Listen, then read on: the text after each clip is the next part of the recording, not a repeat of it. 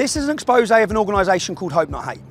You're going to witness allegations of blackmail, sexual assault, providing drugs to sources of information in order to get them to say something, paying people tens of thousands of pounds. When you get your media reports or see on documentaries people speaking about us, you see a source of information. What I'm going to do is give evidence and show you how those sources are created. The BBC, Channel 4, they can't blackmail people, they can't offer money to people.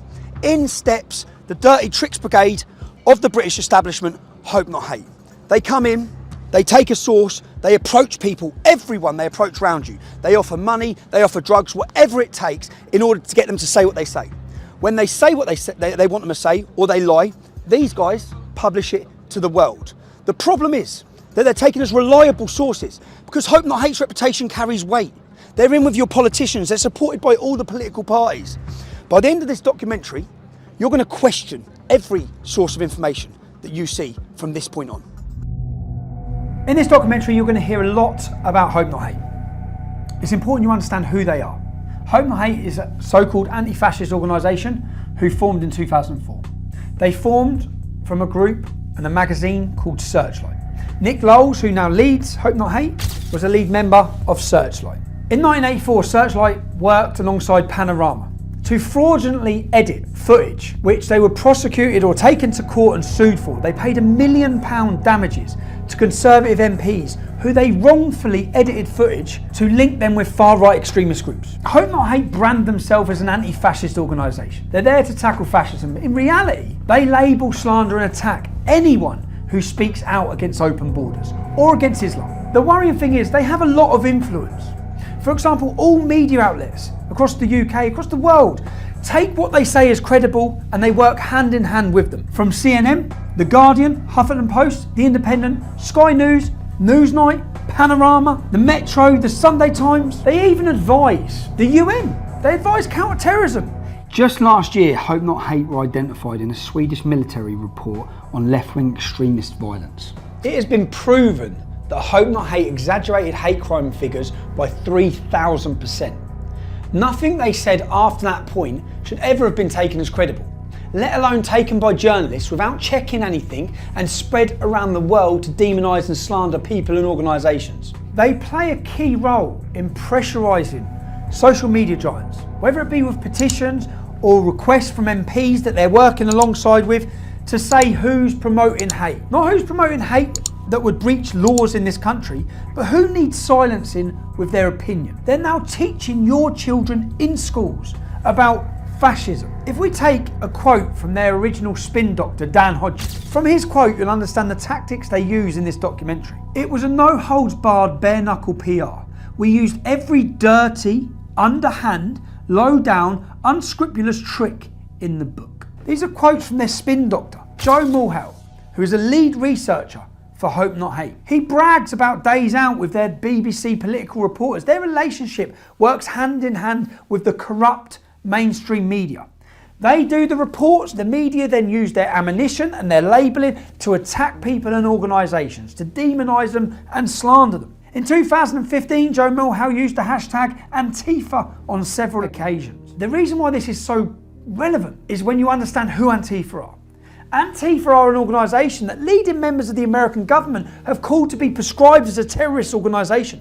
They balaclava up, they mask up and they violently attack people who they're told to attack and organisations which are highlighted to them by groups and organisations like Hope Not Hate. They find out who you are, they contact your work, anyone who steps above the parapet.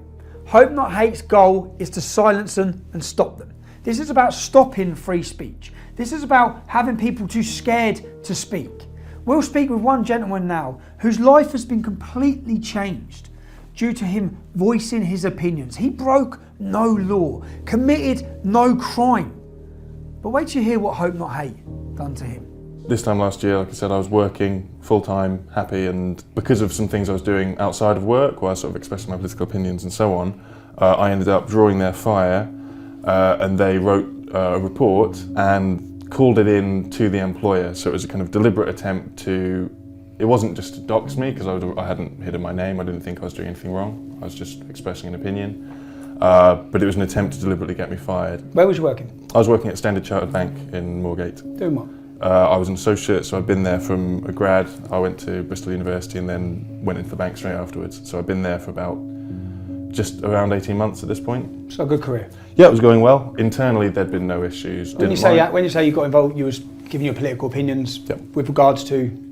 Obviously, the controversial stuff, so immigration, Islam, these kind of issues, but not in an extreme way, nothing you wouldn't happily say to anyone. Just so we can get clear, we're not talking about committing a crime, we're just talking about speaking openly about immigration and Islam. Yeah, and no one had a problem with it. That's the whole point that kind of strikes me about it. So it's not like anyone made a complaint, nothing's happened, so what did Hope Not Hate do? So Hope Not Hate, one of their, I can't remember which, but a team of their researchers wrote a small report. They were calling up multiple offices at the bank, and they were also focusing, because obviously we have a very big presence in the Middle East, so they were focusing on officers there to call them and just basically say, you've got this guy working for you, he's an Islamophobe, he's a racist, blah, blah, blah, all of which obviously isn't true. I remember I was just sitting at my desk and I get called in by the MD and he sort of says, have you been saying this? And I say, yeah, no, I have. I didn't see it as a problem. The same guys were going to a lot of journalists trying to flog this report as well to make a big story out of it. Eventually, in around the summer of last year, you get this article and it's very vicious and it's obviously largely lifted from the report that came out a few weeks earlier, using slurs, using kind of nonsense labels, calling us Nazis, all that kind of thing. Calling you Nazis with any evidence? Was there no any evidence anything whatsoever you've said? At all. It was made up with a very clear intention of making me lose my job, and it's a common tactic. And you did lose your job? Yeah, I was suspended, and then once the coverage happened, they obviously, whilst previously, like internally, the bank, I think, had kind of thought, well, maybe this is just an attack piece. Once there was coverage, obviously, it's their reputation on the line. So then, pretty much immediately, I was fired. I have worked. Just so that the public understand this, you committed no crime. No crime. You speak outside of work about immigration or Islam with no hatred. No hatred. Just facts. And because of that, where are you now? How's your life changed? What do you see for your future now? Financially, very difficult, of course, because it kills your income. And then there's knock-ons from that are always a pain. Okay, well, thanks, and I hope you. I wish you luck in trying to get your life sorted. Me too. Yeah, good luck. Thank you. So Hope Not Hate are the dirty tricks brigade of the British establishment. This is Nick Knowles. Nick Knowles is the main face and the head of the organisation. Matthew Collins, Joe Mulhall. First of all, we'll rewind 2 years. I've already exposed this organisation. This is Caelan Robertson. Caelan Robertson is an ex-employee of mine. They got into him. They blackmailed him. He was sexually assaulted. He was threatened. He was intimidated. He was scared. And they created him into a source of information. So they forced him to say negative things about me so the media could print them to the world. You're going to hear that story now. We were basically threatened with the most horrendous shit you can possibly imagine for 3 months, constantly, to do this. Constantly. Because basically, why they have dirt on us is when we left Rebel, I don't know if I told you this, when we left Rebel, we were really fucking angry, and none of the media would take all the stuff we had on them. So Nick Close reached out to me on Twitter and he was like, oh, meet up with us. And we were like, oh, okay, like we weren't working with anyone then. So we were like, yeah, fuck it. And we met up with them twice and we were like, we can write a book on Rebel Media. We can write a book on how they've scammed people and this and this and this and this and this. And we were like really conniving with them. One of the first things they started threatening us with, this only started 3 months ago. We had no contact with them between 3 months ago and leaving Rebel, nothing. They started messaging us saying, we need to meet you, this is really serious. And then when we met them, they said to George, I wasn't there, we're going to release all of the meetings that you've had with us, threatening Rebel Media and talking shit about right-wing personalities, bitching about them, nothing serious, just saying, oh, they're cunts. And they're going to make you, and we're going to basically expose you. And also, we've got 6 signatures from the top trade unionist organisations in the country saying that they're going to come after you, and the government have opened a new department which we're advising on counter-terrorism, which are going to prosecute you for writing scripts which have incited the Darren Osborne terrorist attack. And it was like, they were basically like, you're going to fucking go to jail and you're going to get exposed for meeting with us if you don't work with us. This is what it all comes down to, this Panorama fucking thing. And Hope Not Hate were there, standing next to the BBC producers. When you went for the meeting with Panorama, who from Hope Not Hate was there? Nick, Joe, John Sweeney, and the producer.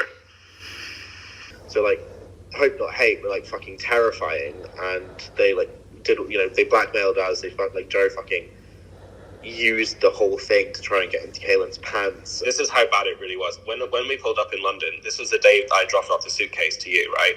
That I went straight off from there, I can't remember where it was, to go and do this interview with them. They hired out this big car park warehouse thing. They had a little chair in the middle of it. I walked into this room, sat down. It was a cameraman, it was the head producer, it was Nick, and it was Joe. And then I started getting really nervous because she was saying, how much money, name numbers, name figures. And I was like, well, it was enough to pay for us to make videos, and all the money was spent on kit. And I was just saying vague shit. And then Joe said, can we stop the interview, please?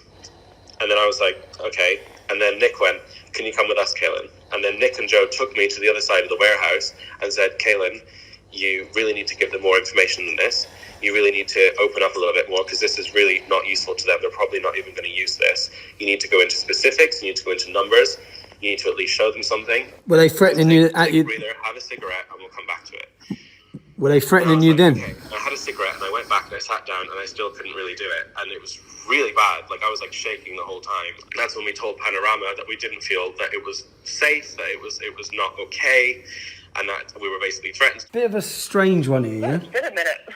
I know, sorry, man. I know it's 4 o'clock in the morning here, but I've just got off the phone to Kaylin for an hour, yeah? How much have they told you about Hope Not Hate? Not much. Why? You're aware they've been meeting with them regularly? I've met Joe too before. Yeah, I know that Kaylin and George have met with them before. Continually met with them? When you was doing your Borderless documentary, Hope Not Hate flew out to Italy to meet them? I don't know what they were talking about, but for the most part, like, I think they're just afraid of them. From what I've been told, it's like they're like, oh, they're kind of blackmailing us, like, hang out with us, or else we're going to get you guys arrested or whatever. So they just met with them. So hold on a second. I work for Panorama. Were Hope Not Hate present in that interview? Were Hope Not Hate present in an interview with Kaylin Robertson? I work for Panorama, and we are doing a film about you. Are you aware of blackmail? Are you aware of Joe? Look at me. Yes. I'm a reporter, and I'm asking you a question. Okay. Right. I get the point. Are you aware? Let me ask you one question about that. Okay. Then we can start. Are you aware of indecent images sent by someone from Hope Not Hate to Kaylin Robertson? I'm aware of the allegation. You are aware. I'm aware of an allegation, and I do not think it credible or serious. If I'm wrong, you can put that information out there. If somebody has been blackmailed, threatened, intimidated by an organisation that is steering your documentary. It's not serious. Okay, can we hear the next one? Play the next bit.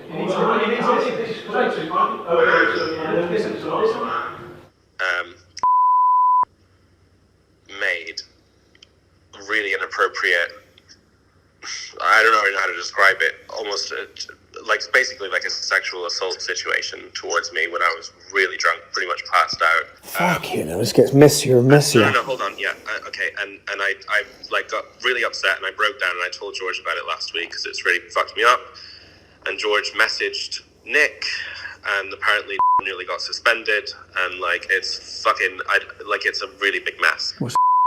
I'll come to Milan to see you. Who'd he come with? Nick. He come with Nick, so Nick was with him. Yeah. And what did he do when you was drunk? Nick wasn't there at that moment. Nick had gone home. So we were filming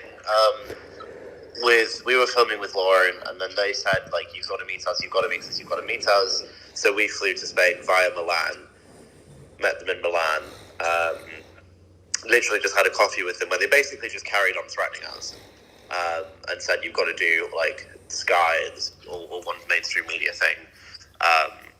And then I went back to London to drop something off and to go then to Spain. So Kaylin was left in Milan for one night. Nick left that night as well, I think. Yeah, Nick left. And then this is when this thing happened. Kaylin said that he was basically really wasted, that he thinks let himself into Kaylin's room. And basically, Kaylin kind of woke up and was half naked, trying to do stuff with him, and then Kaylin said no, and I was like, oh, you don't have to tell anyone, blah blah blah blah blah. Kaylin's really fucked up about it. So this was 3 months ago, or 2 months ago, and Kaylin only told me about it last week. So I messaged Nick saying we need to talk. What the fuck is going on? And then Nick said that he's like doing an investigation into it. George also messaged Panorama saying, guys, Hope Not Hate raped Kaylin. Now listen to this recording that was released just this week of Kaylin Robertson, who's now a journalist for Byline Times, and George Llewellyn-John, who's my ex-colleague. Listen to the allegations they are making. The British state. This is what Hope Not Hate did to them. They're all gearing up to say, if we take down those boys, then the Tommy Robinson will never happen again. Joe said there was a meeting that took place recently where they had 3 files on the table, and it was Tommy Robinson, Kaylin Robinson, and George. Everything we've ever done, our birth records, every hospital visit we've ever been to, every psychiatric, every au pair we've ever had, everything you can possibly imagine. Shit from when I was like 10 years old from another country. And they had all these files, and they were like, the hammer has to fall on one of these people, and who allowed this to happen? It's like they're literally sitting there with the files and a hammer going.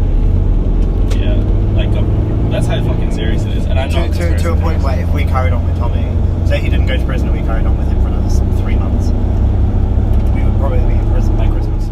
This organisation's job is to create sources of information. They don't go as journalists and find a source and interview them normally. They create a source, as you've seen through blackmail.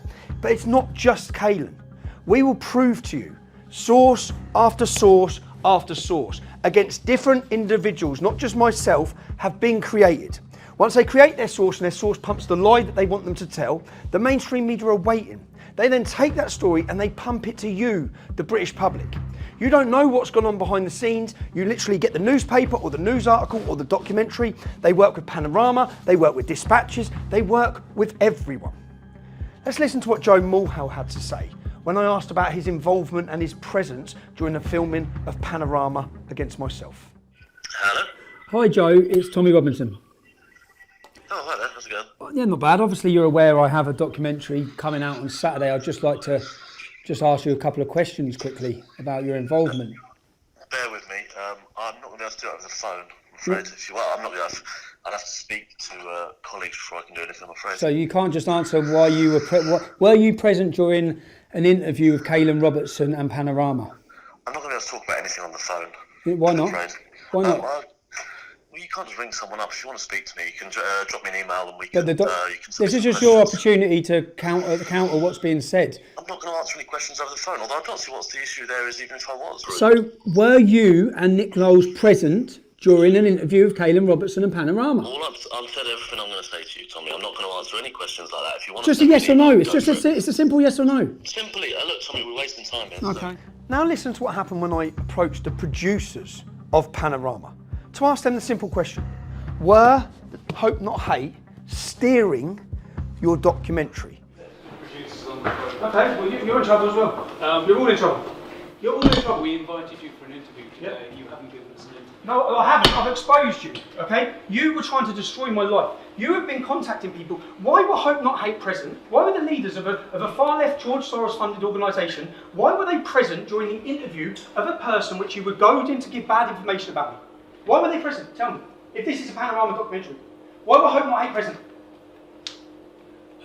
This is an ongoing documentary. This is an establishment attack on me, and you're part of it. And you've been exposed to the world tonight. This is Jim Dawson. Many, including the media, say that he is the brains behind many organisations who are labelled as far right. He's a money raiser. He does the work in the background. I was invited to a meeting with Jim in 2015. Literally hours after the meeting ended, these headlines were pumped around the world. Literally within hours of that meeting, Jim Dawson, who openly admits this, had contacted Nick Knowles.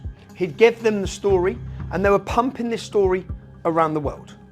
So I've been very aware since 2015 that Jim Dawson, so-called patriot from Northern Ireland, is in bed with Hope Not Hate. Okay? So when I see Jada Franson, who was Paul Golding's partner in Britain First, both of them were put in prison for their activism. They went to a paedophile's house who is now convicted and got 20 years in jail, and they questioned him, or they knocked on the door. They both got custodial sentences. Jada comes out of jail and literally straight away teams up with Jim Dawson. That was concern bells for me, because I know Jim Dawson is in bed with Hope Not Hate. Literally within 2 months of her coming out of jail, I saw a Panorama documentary in Northern Ireland with Jada Franson on it. Listen to what she says. We've spoken to a number of ex-members of Britain First. They also said there were times when they would go out and Paul would lock you in the house until they came back. Is that true? Yeah. This was my normality. This was my day-to-day existence, was just complete control, I guess, or being controlled, I guess. It was like I just accepted that was what he was going to do, that I couldn't, if they went out and he'd lock me in the house. Now you have to understand what was happening at this time in Northern Ireland. Britain First were making inroads. They were the only political organisation who were taking to the streets, getting people out on the streets and raising awareness of the Islamification and what the problems that come with Islam. They're the only party talking about it. And for that, they must be silenced. In step, Hope Not Hate. Now we know that in 1984, Searchlight, the organisation that then turned into Hope Not Hate, had to pay £1 million because of the stitch-up and hatchet job they were doing with Panorama against Conservative MPs. £1 million in 1984. We know, and I've proved to you, that just a couple of years ago, that Hope Not Hate were working with Panorama to stitch me up. So when I see a Panorama documentary with Jada Franson, whose right-hand man is in bed with Hope Not Hate, it rings alarm bells. I was also aware that Jada Franson was close associates with Johnny Mad Dog Adair. This is her in his house with her dog. They were close. This is who Johnny Mad Dog Adair is. Johnny Mad Dog Adair is living in exile in Scotland, looking to come out of retirement. No surrender! For 20 years, he directed more than 40 killings and hundreds of attempted murders as his notorious C Company terrorised the Catholics of Northern Ireland. Now what has changed? Paul Golding and Jada Franson were inseparable. They were both leaders of Britain First. Everywhere he went, she went. She comes out of custody with 8 weeks. She's sitting on Panorama slamming Paul Golding. Now straight away, my suspicions are, because I know they're always lurking in the background, especially with Panorama, and to see such a change overnight. Now I know I linked with Johnny Mad Dog Adair. I managed to get his phone number, and I thought I'd put in a phone call and see what he knows. Let me just ring Johnny Adair. He's going to think, what? I've heard he was... Hello? Hello, Johnny? It's Tommy Robinson. Oh, okay. How are you, Tommy?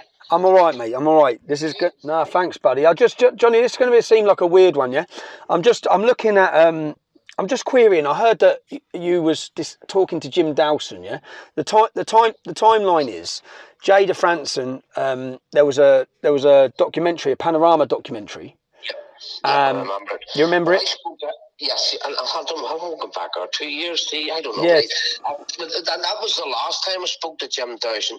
And to be honest, it was more sympathetically from my point of view, because Jada and Paul had their differences. But I mean, I respect for both of them, and I think that both of them done a great job. But their fallout was their fallout, and was none of my business. But I felt she's living back over in Northern Ireland, and I felt that the chips was down for her, and she hadn't 2D, and life was bad. And when I spoke to Dawson, I remember saying, look, I would want to give her a couple of pounds, like a donation. And he said, no, she's already, he says she got £20,000 there. I put in the bank, and that was the time of the Panama.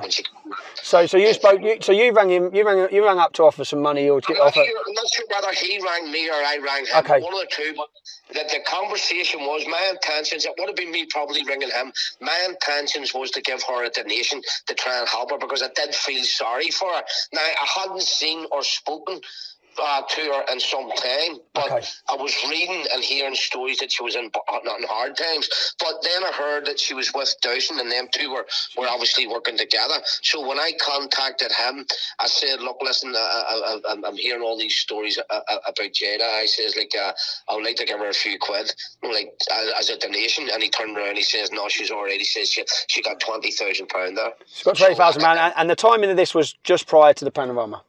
It was around about that time, yep.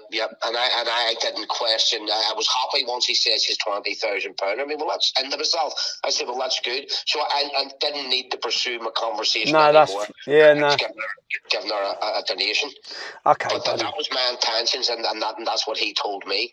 Okay, cool. No, because it's just I know Jim Dawson works with Hope Not Hate. I knew that 6-7 years ago.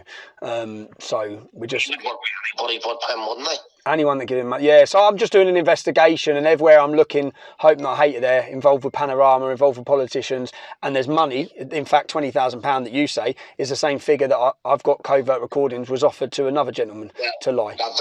That's what he told me. Like he told you.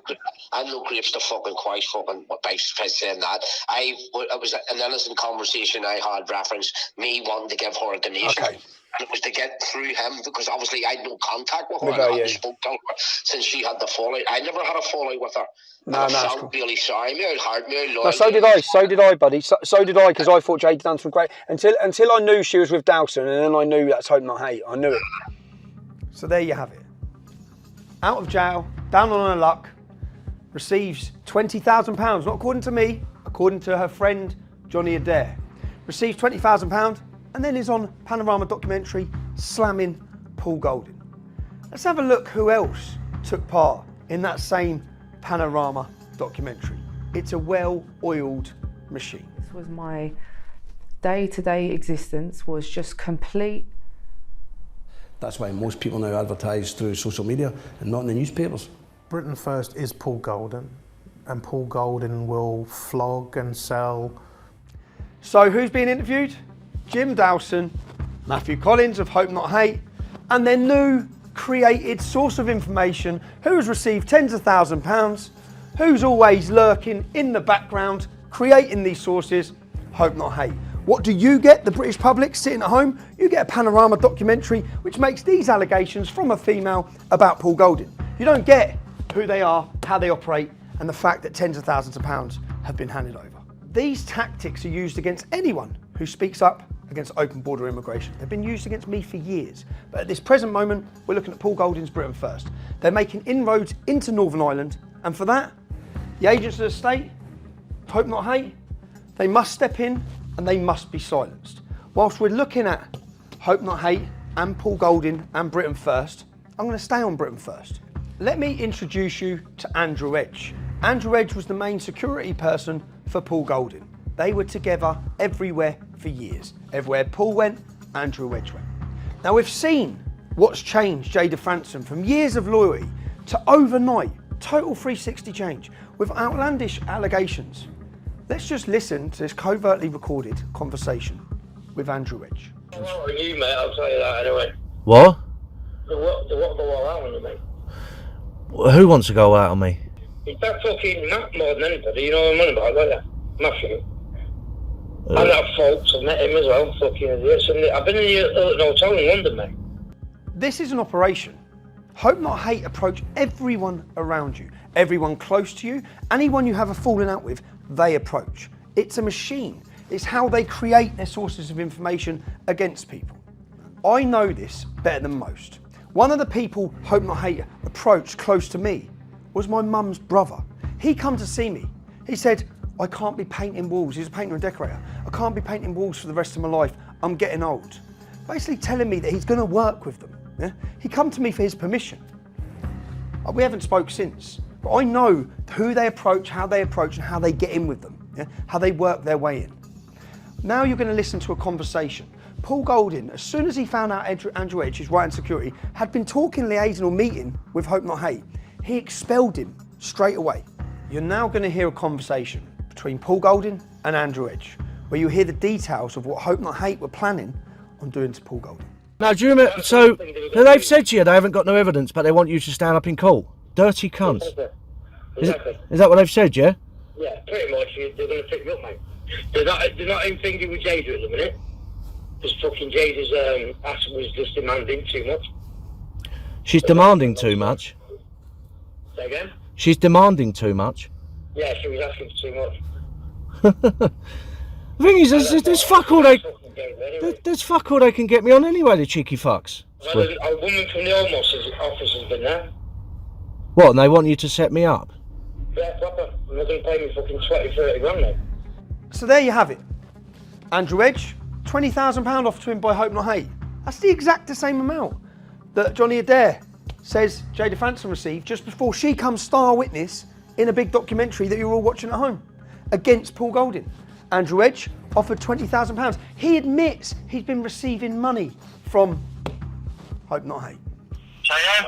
I said, I've got nothing to hide. You have. You've been working with the police, the Home Office, Hope Not Hate. Will I ever work with the police? No. Have I worked with Hope Not Hate? Yes. Go on, crack on.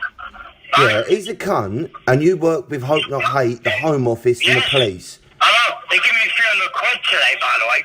That's nice. This is Hope Not Hate's job as agents of the state.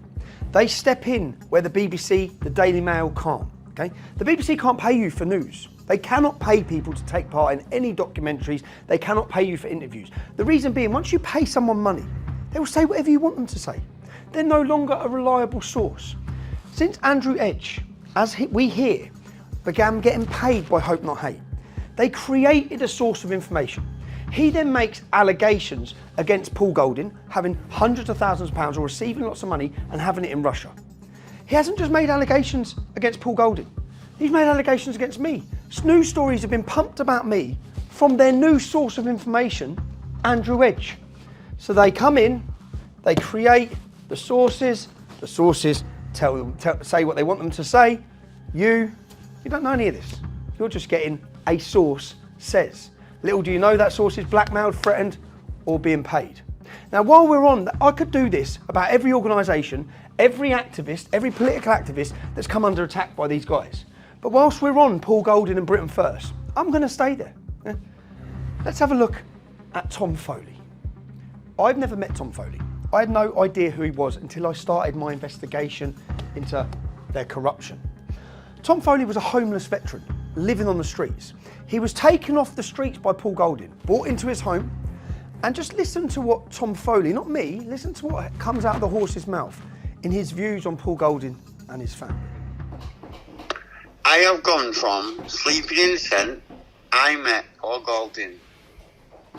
Listen to me, Jamie, you're listening to me. Yeah, I'm listening to you. I love you, brother.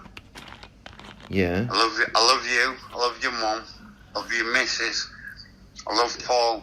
I tell you what, I love Paul for what he's done, what he's doing. You're fucking angels. You, Holly, and your mother, Paul, Andy, and all of you, you're fucking angels. You're not devils, you're fucking angels. How the fuck would I have got through what I've been through without you? You've heard his opinion on Paul Golding. The man was welcomed into the organisation and travelled everywhere with them. Now, what is it that changes that opinion to this? I was outside Lincoln City for 2 weeks and I was halfway down A1, so you never picked anyone off the street. You barged in on a protest, what I were protesting, me, on my own, not you. And then you changed it all about you and you ballsed all that up. Well, you didn't balls it up, you did it on purpose because you were robbing me. You kept me there. Instead of going in like I was meant to, you kept me there so you could earn this. You're telling people that you give me 1,500 quid to disappear. No, mate. You've got 15 grand of mine in a bank account, Paul. 15,000 quid. You got 16.5 grand for me. You owe me 15 grand. Yeah. Don't be telling people you sent me on my way with 1,500 quid. What is it that changes him? Now, let's look at the first person to share Tom Foley's negative comments on Paul Golding. It's Matthew Collins from Hope Not Hate. Now, what's changed? What's happened? Well, it's very similar to what's happened here, here, here, and now here. Let's listen to a conversation from Tom Foley. Have you met Hope Not Hate by any chance? Fucking hell. Have you Yeah, met? last week. You've met Hope Not Hate. Yeah. So you've met Hope Not Hate. Yeah. Did they reach out to you or did you reach out to them?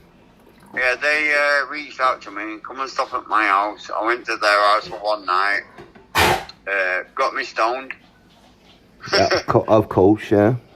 Peddled you with... Quid in my pocket, paid for my train ticket there, paid for my train ticket away, and I come away. So there you have it. You heard it. They bought drugs for Tom Foley. Tom Foley was homeless because he suffered from mental health and addiction issues. When you get someone like Tom Foley, which is what Hope Not Hate have done, they've contacted him, they've paid his travel, they've put him up, they've give him drugs, they've give him money. Now when you give an addict drugs and money, they'll say whatever you want them to say. And waiting ready to pump it to the world, them and the media. This is simply proving to you how Hope Not Hate operate. I'm presenting it. This isn't my opinion. I'm giving you evidence. These are covert recordings of not one, not two, not three, four, and will continue to people who are admitting that this is how they operate, whether it be drugs, blackmail, sexual assault, tens of thousands of pounds. They create the source of information that the mainstream media are sat working hand in hand with them. They're working together and they're ready to pump it to you, to lie to you, to create negative views of certain people. In my discussions with Paul Golding during my investigation, he was under the opinion that something had to be done. Their actions are criminal. Paying tens of thousands of pounds and asking someone to lie in court is a criminal offence. Giving drugs to people to get them high in order to get them into position and give them money as well to get them to say certain things about people is a criminal offence. Paul told me to meet up with him because he was going to do something about it. I went to meet him to see what was happening. So, Paul, tell me what we're doing here. We're outside Bexley Police Station, South East London. I've got a pre-arranged interview, an appointment with someone from CID. They've told me to come down about 7:30, which is we're on time. I'm handing in a witness statement and I've got a USB stick here which contains multiple clips of 2 phone conversations which implicate Hope Not Hate in criminal offences, specifically Matthew Collins and Nick Lowles. And these offences range from conspiracy to commit perjury, perverting the course of justice, and the supply of basically Class B drugs or something like that. So I'm going to speak to them and hopefully they'll launch a criminal investigation against Hope Not Hate. They said they found an officer, that was an hour ago. Okay, I'll check it. You double check for us, yeah? Do you think Nick Lowles would be waiting an hour and a half for an appointment? No, definitely not. They'd go pick him up. They'd go pick him up from his house and bring him in. Yeah. And send a chauffeur. I know. Mental, innit? We expect this though, double standards.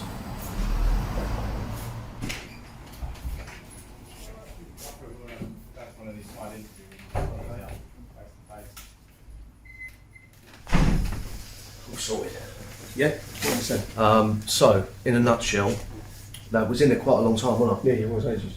So we went through my statement. We went through all of the audio clips. They said they're going to go and investigate the whole thing.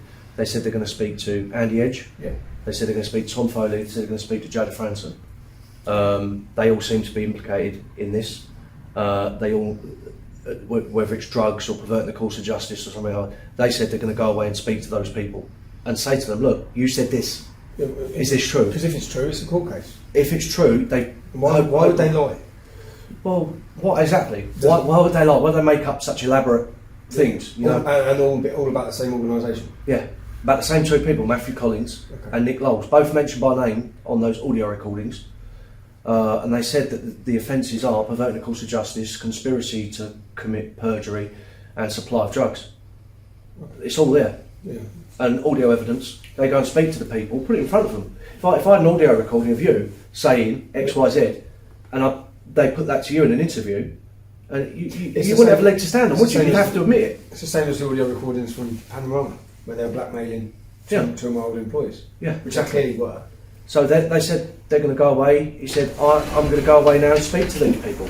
Okay. We're going to speak to them, and we're going to interview them. They said they emailed me the crime reference number, literally, by tonight. So they've opened a criminal investigation? They've opened a criminal investigation into Hope Not Hate, specifically Matthew Collins and Nick Lowles. Well, they need it. Yeah. They need it.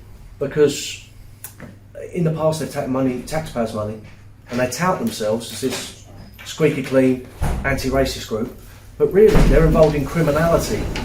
They're trying to stitch people up using illegal criminal means. Well, they're doing what... So I was going to go gym, but that's changed.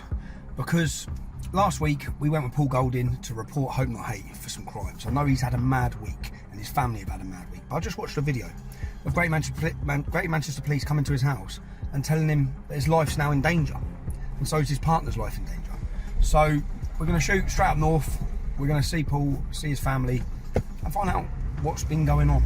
Because it seems last week Hope Not Hate reported, and I know there's a lot gone on this week involving Hope Not Hate and the targeting of Paul's family. So we're going to go see what's going on. So, well, thanks for letting me in. Not a problem. I just want to ask you a few questions Yeah. about recent activities with regards to Hope Not Hate. I obviously went with your partner to London where he made an official complaint, a legal complaint to the police about their actions. Am I right that in the same week you had a visit from the police? Yeah, it was just around 5 or 6 days later. I got a knock on the door, and it was Greater Manchester Police's safeguarding unit. And as soon as you hear safeguarding unit, you know something's up. So I allowed them in, and they spoke to Paul and myself in the living room, and they said, there's been a credible death threat to you, so we need to take precautions. We need you to know, we'll get the fire unit out. Right, what it is, like I say, I work in a safeguarding unit and we deal with things along the lines of threats to life. Okay? Yes. We've received some information that there's a risk to yourself. Okay. Okay. My DI has had a look at this and he has deemed that this risk is quite significant. So he's asked me to come round and issue you with a threat to life warning notice. Okay. As you can see here, I've got, a safety guide that Greater Manchester Fire and Rescue Service gave me because our lives were in, danger.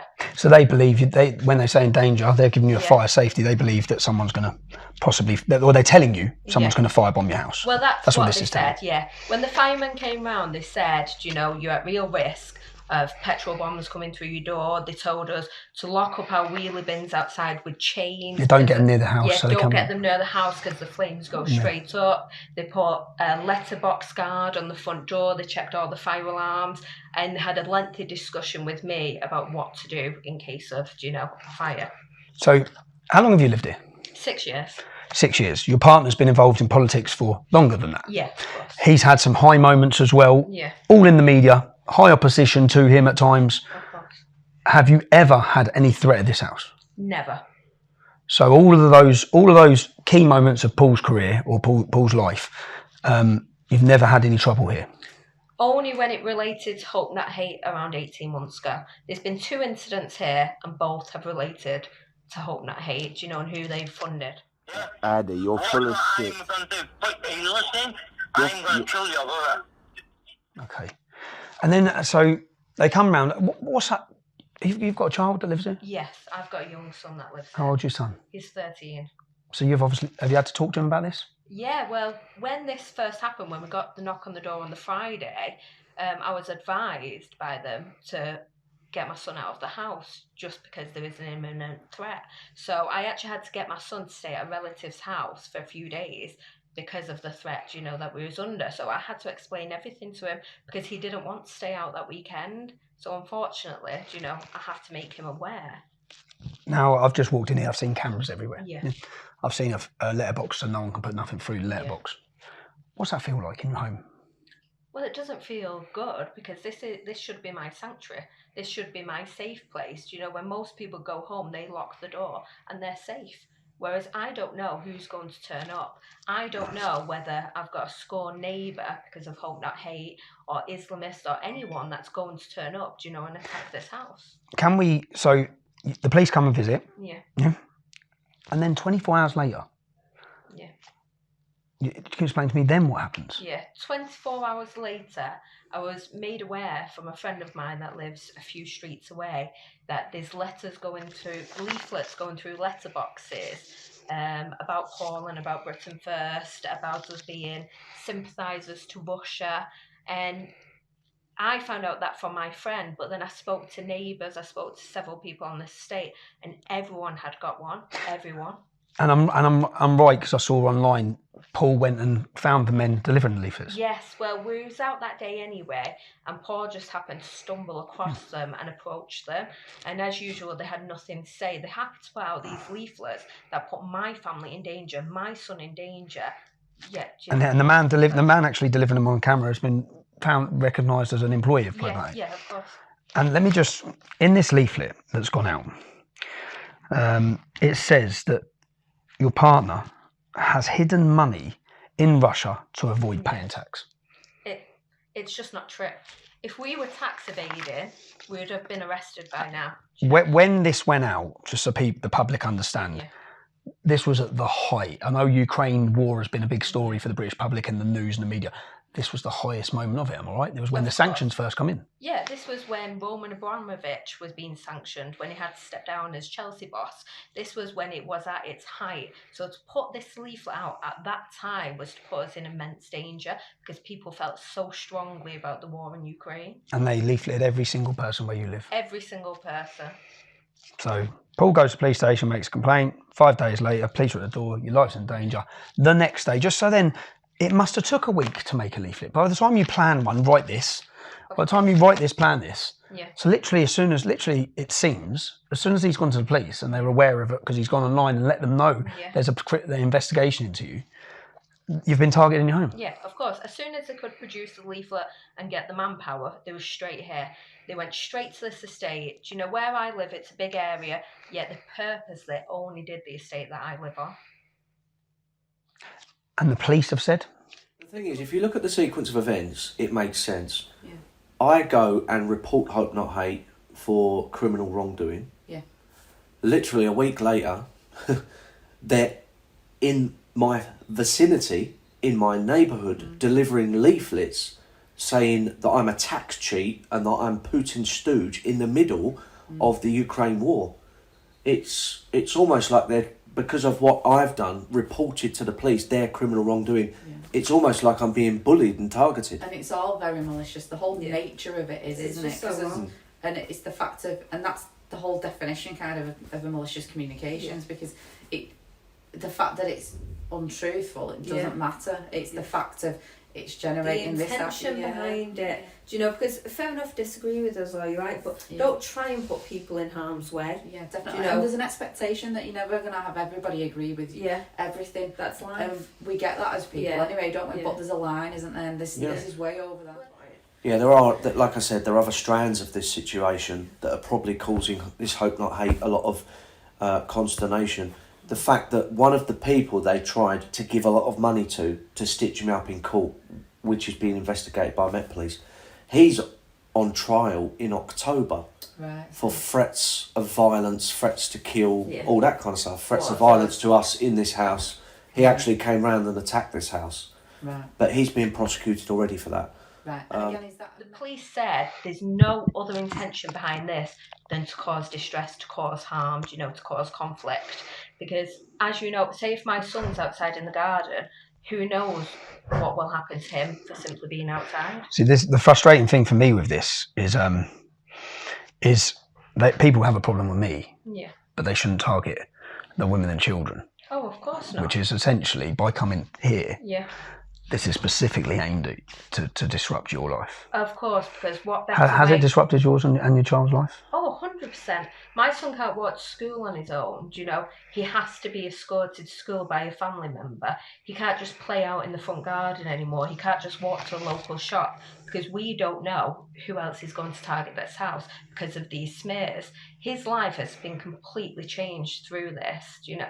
And it's not fair, because he is not in politics. He didn't choose this. And it's based on lies. It's based on lies, fabrications. And in response to? In response to, Paul reporting them for criminality. So we're looking at the tactics and the operation of Hope Not Hate. They're not just content with scaring, intimidating you or targeting you. They want to target your family. They want to target everyone around you. Now I'm just going to take you back to the covert recording with Andrew Edge. Let's listen to this. Yeah, I even know the whole story. They then going to go on to your missus. Yeah. The boy. They've already made a few things on that. We're going to then fucking threaten her, blah, blah, take the kid off her and all that. So she doesn't carry on being first. as you've heard, there he makes it very clear of Hope Not Hate's intention. Their intention is to use social services as a weapon against Ashley to get to Paul. Yeah. In there he talks about Hope Not Hate discussing you and social services. Yeah. This was about 18 months ago. Before we actually heard this recording, a few days before, I got a phone call from social services asking to come round and do an interview because they had had a report that I was radicalising my son. And then as I thought, I don't know who this is, that's made this report, but okay, I'll go ahead with it. And then a few days later, we come across this recording of Andrew Edge saying Hope Not Hate and using social services to target my child, and that's why I was investigated. And the recording was true. Yeah, the recording was true because no one else knew that apart from myself and Paul, that I had had that call from social services a few days before. No one knew. And what did social services say? Well, social services came round, they did an interview, they spoke with my son, his school, family members, everything.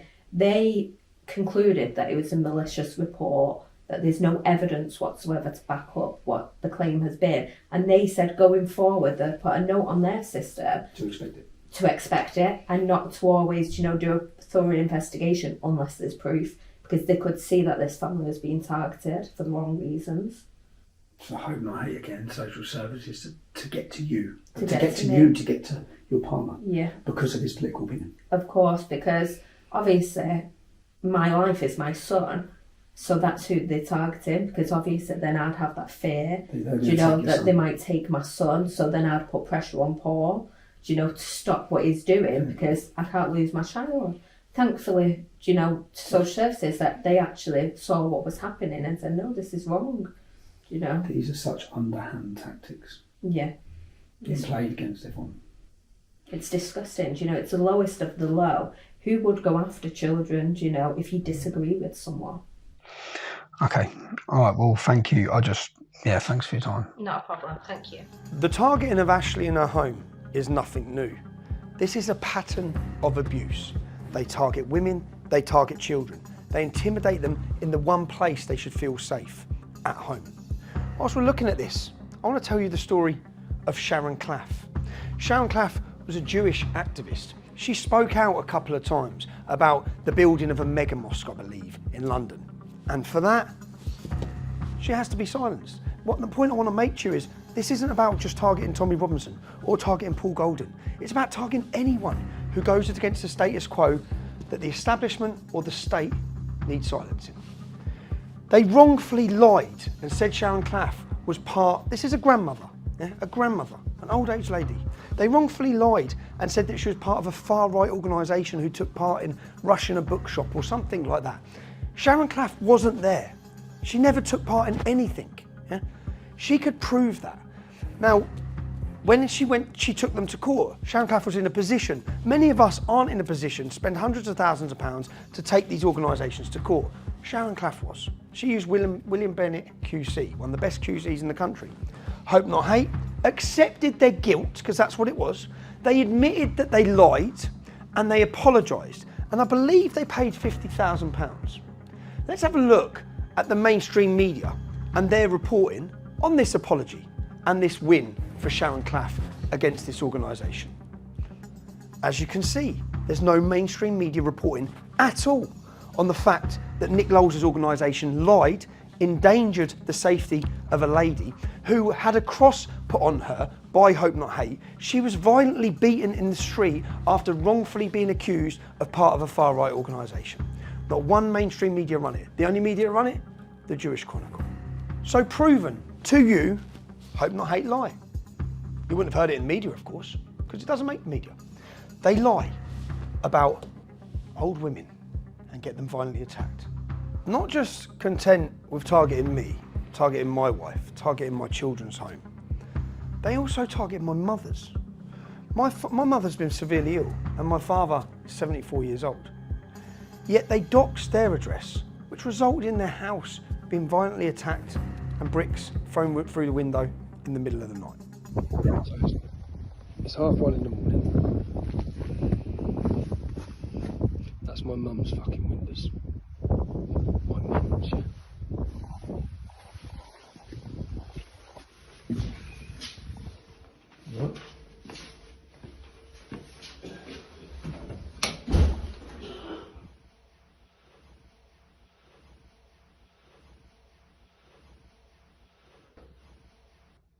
as my address.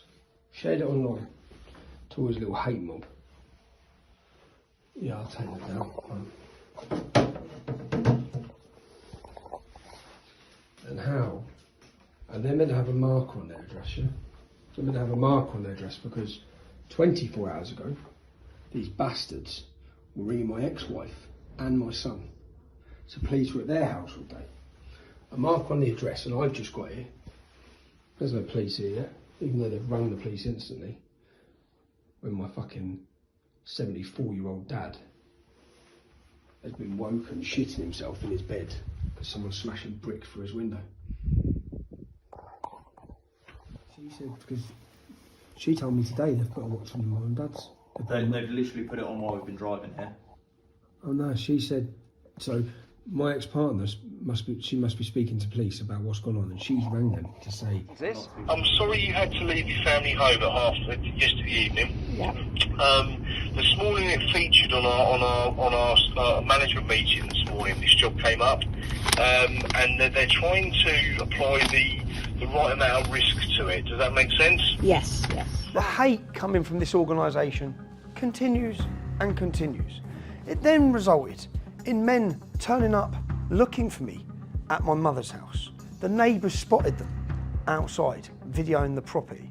Then I find out the same day that they were outside my mother's house, four Muslim men, had turned up at another property which had a young 12-year-old girl in. They turned up there looking for me.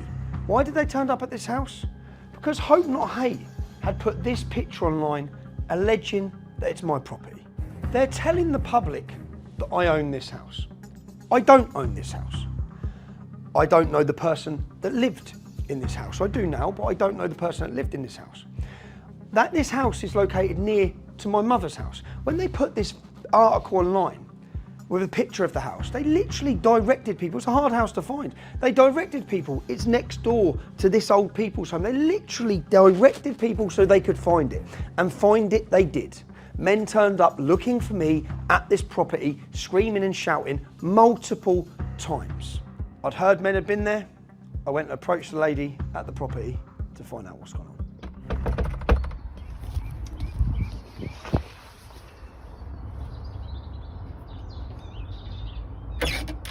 Are you alright? Yeah, morning. I'm just chasing up what happened yesterday. Yeah, well, I was out. Daughter rang me, crying. Car was on the drive. Asians were walking around the house. She was upstairs. Told her to stay on the phone to me. I was coming straight back. She was crying. I told her to go and take a picture of the car. She didn't want to take a picture. She didn't want to go anywhere near it. She's got a good picture. She did, only because she could hear them walking around the back because of the gravel. She knew they were at the back. She ran to the front of the house, took the picture and went back into her room, hiding under a quilt. How old's your daughter? 12. And you've rang the police just because they went to my mum's house yesterday as well, yeah? They was at my mum's house. It's a joke. I've got video of them, so I'm going to find out who they are today. Right. I'll know who they are today.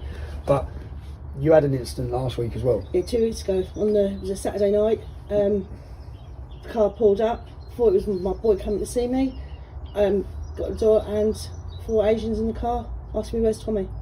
Where is he? Where's Tommy?" Told him, "I don't know who Tommy is. I live on there. This is when we got in contact. This is when I got in contact.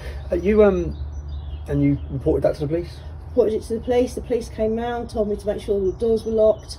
Asked why it had started happening, and I said it was to do with like Hope Not Hate. Put it up on the internet. So how long have you lived here? Over a year now. Have you ever had a problem here?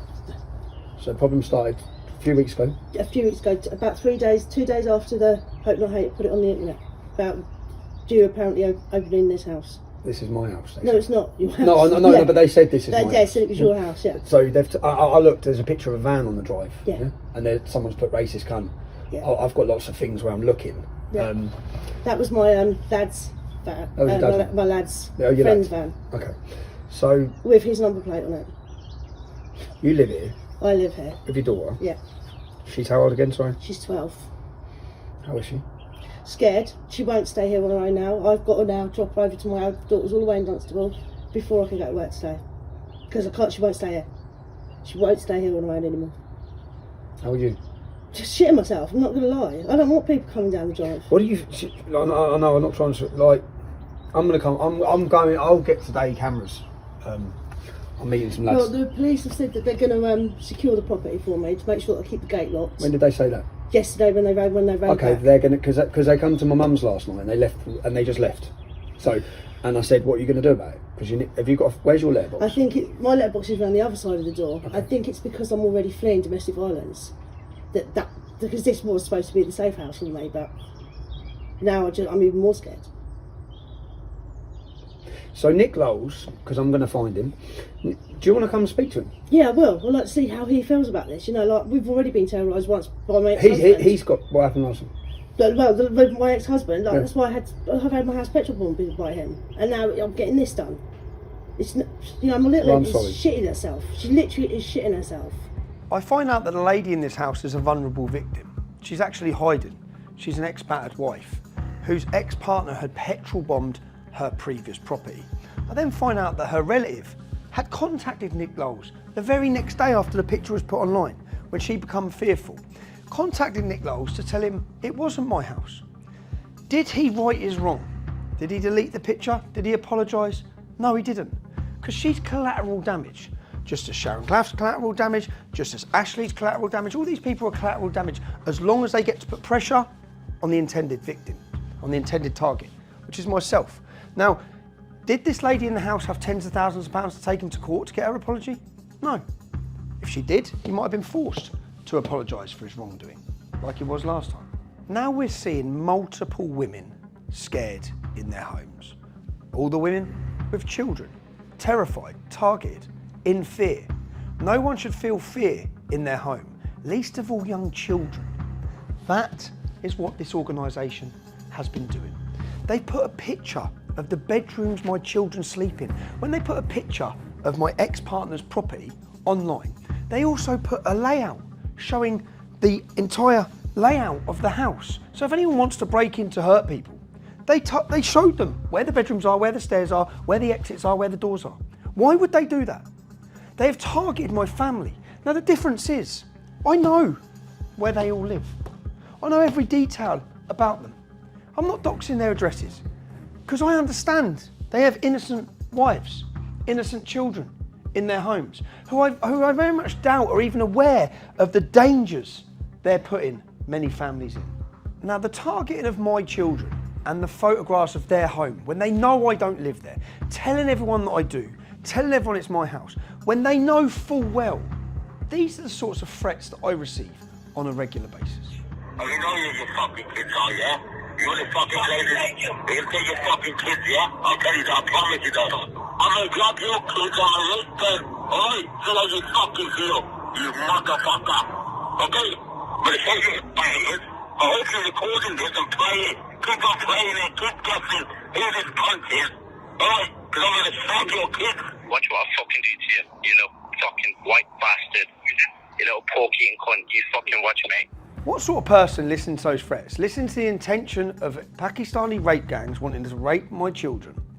What sort of person attempts to direct them and locate where the family live?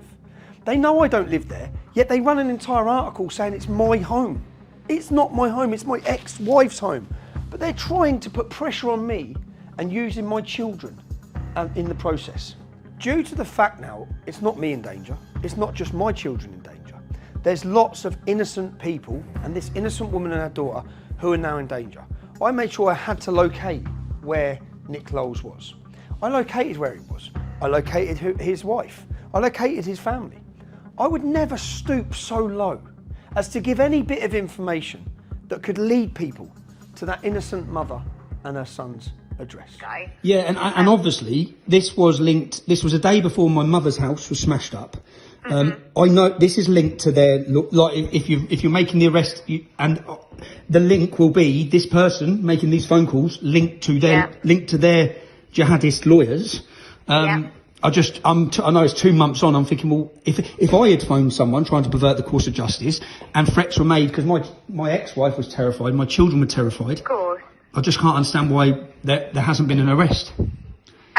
Well, I mean, I found out who owned the phone the day I left. Okay. So, obviously I was quite pleased because I wanted to see that through and get those results, because at the moment we just had a number. On a Friday afternoon, I received an email from a journalist who's running a story about me with lots of allegations, criminal allegations.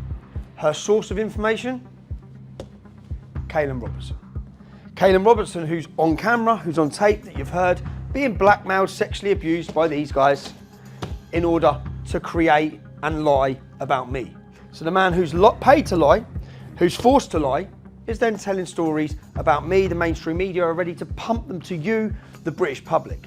Concerning for me, concerning that my children would read this, she contacts me on a Friday afternoon, gives me till Monday morning at 10 a.m. to answer her allegations. Now what I do with everything is I wanted a video camera to record me giving her proof that this is not a reliable source, that she should not be running this story about me to the British public, because she is fully aware her source has been co-opted, her source has been forced. So I went calmly to her property. Read the headline of what the media told you happened. Now watch the video of what actually happened when I knocked on her door. When I calmly knocked on her door to answer her allegations. On that evening, I was arrested for a breach of the peace. When I got to court, instantly it was kicked out because I didn't breach the peace. I didn't commit a crime. What they then done is the Metropolitan Police Force, who work with these guys, then worked hand in hand with the journalist to get a civil court case against me in order to give me a stalking ban for knocking on the door once. Journalists have terrorised me and my family for decades. I knocked on the door once, but you don't get told the full story. I'm here looking for a journalist for The Independent who continually prints lies about me. It's quite nice when you have security and concierge. This is the little bubbles that they live in. They can send other people to your houses, they can harass your families, highlight where you live, and then hide behind their intercom, which is exactly what... Oh, look, they've turned it off. Look, now they're ringing up the security downstairs, you see. They're ringing the security downstairs to say that Tommy Robinson's at their door, which he is, because from what I understand, been trying to contact me. I didn't know how to contact her. No one's in their offices now. So I popped down here. And is that... Yes. I phoned to him, look, trying to pretend she doesn't live here when I know she lives here. Oh, her partner.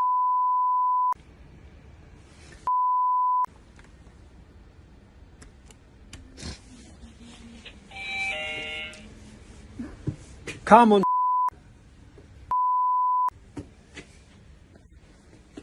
Apparently your partner's looking for me to answer some questions, so I need to speak to her. She needs to give me my right to reply. Doesn't she?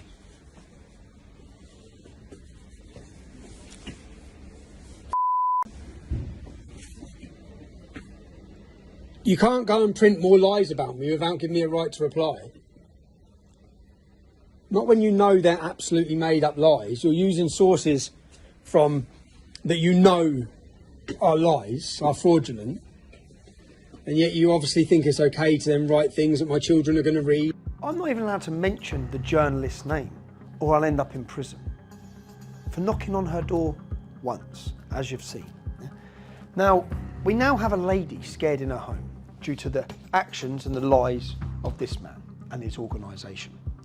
I simply cannot go and approach him, but I think the best approach would be to his wife, because she's a mother with a child in her home, and she surely will see the wrong in what her husband is doing. So the lady is scared in her home.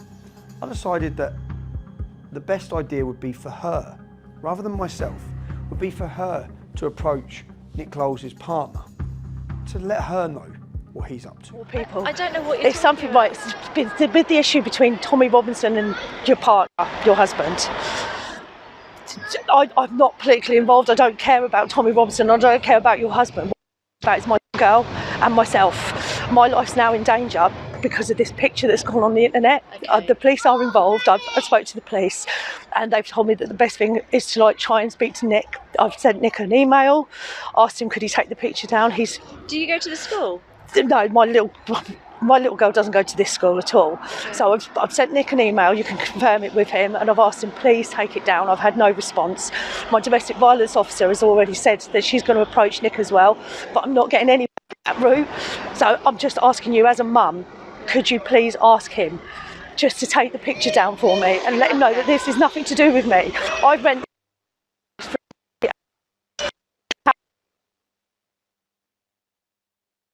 what I'm doing. I'm just here saying, look. And I'd prefer you if you know, yeah. And I didn't want to approach you when you had your children with you because, like, as a mum, I don't think that's fair either. No. But just as a mum, Have you come from Bedford? Yes. Yeah. I've drove from Bedford so that I could speak to you myself. What's your surname? Yeah, but if I give you that, then I get into trouble. Okay, fine. All right. That's all I'm saying. All you know, right. I don't want All Nick right, love. coming at me. Leave it with me. Thank you so much. Thank you. Yeah? Thank you. Yeah? I do appreciate it, honestly. Okay, can you give me a screenshot of the picture? Yes, of the I will house? do, yeah. Can you just show me so I can... Right, I've left my phone in my car. You wait here, I'll go and get my phone. I don't have to do it too much in front of Yeah, other that's what I was people. thinking, yeah. If you go on his Hope Not Hate website and it says Tommy Robbins extra houses, and it's a full-on picture of my house in Silsoe. He's given the complete description of In where my house. Silsoe? Yeah. Okay, He's right. given Leave it with me. And he's given the complete. But I've had to have cameras secured around my house now because I've had 4 Asians turn up at my car screaming, "Where's Tommy?" banging on my doors. Like, my little girl is terrified. Okay. I'm terrified. Leave it with me, okay? Leave it with me. I'm so sorry to have to do this to you, but No, don't. it's just so hard. Yeah, You know, I'm already fleeing domestic violence. So you... Now that was Nick Lowell's wife. I'm not going to show who she is. We have images of her, recordings of her. I'm not going to show who she is or where she lives. I don't want her to feel fear in her home. That's the total opposite to what these guys are doing to us.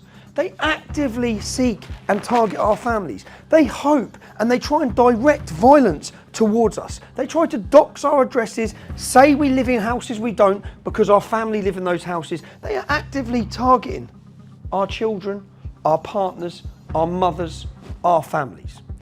I'm not going to do that to his wife. Luckily, his wife seemed like a very nice lady and she saw the total wrong in what her partner was doing. Because within just hours of the lady who he falsely accused was my home approaching his wife, this happened. Hello, Colette. What's the matter? They have deleted the pictures of your house. Wow. They're gone. So that worked then? Yeah, they're gone. So it was the best, because you see, if I'd have turned up at their house, it would have gone a totally different way. Oh, that's such good news, mate. At least it's worked. Yeah. So, you happy? Brilliant. Well, Oh, that's good, mate. I hope now. I want to try and search the internet and see if there's anyone else that archived it and saved the pictures or the location. But the main point, of course, was obviously from them and they've erased it. So, Fantastic. all right. That's a good result. Excellent, honey. Cool. Yes, mate. All right. Hope you're all All right, darling. right. Speak All right. to you later. Okay. Bye-bye. Bye. Timing is important and you have to understand what's happened in a 1 week period. Men have turned up looking for me. I'm receiving phone call after phone call, death threats every day. Yeah? They've turned up at another lady's house, which you've heard, 4 of them looking for me again. I receive a threats, which has all been made online, so these guys have watched all of this. My family receive threats that people are going to kidnap and rape my daughters, they're going to drug them from school. What does this organisation do? That week, after hearing all of that, they give my address. Someone is hired to visit the family home where my ex-wife and children are in alone at 11 p.m. to shine a torch through their door. That's what they do that week. Listen to this. She told you before, don't come to her fucking house. I didn't go to that house. You've been to her house before? Not that house. I've Not never. her house? I have never been to that house. But you've been to her house? Yeah, again. And you know that's her I went to a house where they told me. Who's they? Right. Let me firstly look. Let me give you this. I promise you, I'm totally on the level. Well, on the level? Yeah. How are you going to feel when I come to your house at 11 o'clock at night? How's that feel? I promise you. Have you got kids in your house? No, have you got kids in your house? They've grown up and gone. Is it alright for me to turn up at your house at 11 o'clock at night? No, it would and be. start taking pictures of your house? It would be. I appreciate. So what are you that. taking Look, pictures of my fucking kid's house because for? Right. What they told me, yeah, the instruction was that's me. It's Mendes Legal Service. I'm a process serving company. Fallowfield Stevenage. Yeah, that's just the office. Right. What they said to me was, I had to bring the papers out here to you. It's very important you got them. Yeah. I'm just a delivery boy. Yeah. They said if he's not there, leave him there. But if you leave, you see, what I'm meant to do with papers, I'm meant to make sure you get them to say, here you go, these are for you. Yeah? This is who you are, yeah? I'm Mark, yeah. You're Mark DaCosta. Yeah, I'm Mark DaCosta. But if I can't get them to you, just to show that they were, I'll take a picture. You see, I took a picture of the papers. No, you didn't. No, you didn't. You took a picture of my children's home. No, if I could find my phone, I could show it to you. I've lost my bloody phone. I can show you. I just put the paper on the floor. I took a picture of it. That's all. That's what I have to do. I'm nothing to do with any of it. Who are you delivering for? Who's giving you this address? I've moved because you come to my last house. I told you he does not live with me. So leave me and my children alone. Right. Are you happy to talk in front of... Who's this from? These are solicitors. Brought the papers. I'm nothing to do with this solicitors. So who you work for? I work for myself. I'm a processor. Basically, I'm a pro. You can use me if you've got someone you want to. Who sent you here? That's simple. Right, they did. The solicitors. Which solicitors? It's on the paperwork. I don't know. Right, but basically, they give me all the information. I'm not the postman, yeah, bringing a British gas bill. I don't know what it's about. I don't know how British Gas got your address. They just say, Mark. It's not my address. No, exactly, anything. But I'm just given that address. That's all I'm given, I promise you. I don't know why, when, who, and my job is to just make sure they get there. So you think it's normal come... No, I don't. So did they tell you to come at 11 o'clock at night? Yes. I've been out working all evening, and I said, I can't go, it's late. It's like, I would normally never go after about 9 o'clock. Yeah, but they said, no, you've got to go now. I've been up since 3 o'clock this morning. So they've told you to come. They've told me to come. Just come here now and get them to you. To my children's house. And they said if you weren't in, because I think you said he's not in. That's fine. Doesn't live there. No, that's right. Yeah, leave him there. Listen. Don't get me wrong. I think it's stupid too. I think it's really ridiculous. Do you normally get told to go to house at 11 o'clock at night? Very rarely. I'll give you that. We had so much more. This hasn't been put together and finished the way I would have wanted it finished as a documentary for you, as professional as it should, because we've rushed it. Why have I had to rush it? Listen to this.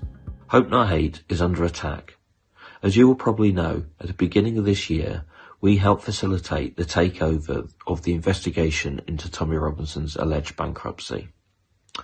Last year, Tommy Robinson declared himself bankrupt in order to avoid paying hundreds of thousands of pounds in court fees and damages from a libel case that he lost against a Syrian refugee. As a consequence of our investigation, and as a consequence of our repeated exposés of his assets, he and his associates have gone on the attack against us. They have been watching our houses. They have been confronting us and family members out in the streets. They've gone to the police with all sorts of stupid and malicious stories against us. They have done all this in order to intimidate us, to harass us, and ultimately to silence us. But we will not be silenced. We will not be bullied, and we will not back down. We are asking you to support this crowdfunder so we have the tools and the assets to fight back. We need to increase security in our houses.